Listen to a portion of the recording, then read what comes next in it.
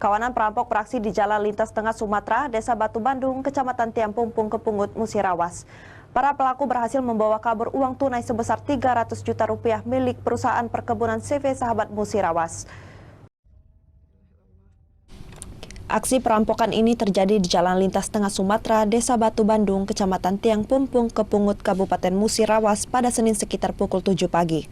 Aksi perampokan terhadap minibus ini terekam kamera pengendara lain yang langsung putar balik karena ketakutan. Kawanan perampok berjumlah 7 orang menghadang mobil yang dikendarai korban dengan menggunakan kayu balok tepat di sebuah tikungan.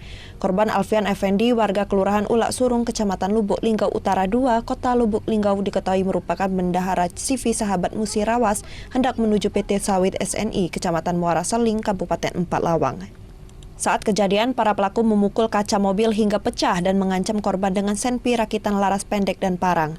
Akibat kejadian ini, korban mengalami luka memar pada lutut kaki kiri dan kehilangan uang sebesar 300 juta rupiah milik perusahaan. Peristiwa perampokan ini sudah dilaporkan korban ke polisi dan masih dalam penyelidikan Polsek Muara Belite. Memang benar sekali bahwa pada pagi hari tadi, tanggal 19 September 2002 sekitar jam 7 pagi di daerah kita di wilayah kita, tepatnya di Desa Batu Bandung, telah terjadi perampokan mobil Agia dengan kerugian uang sekitar 300 juta lebih termasuk barang elektronik.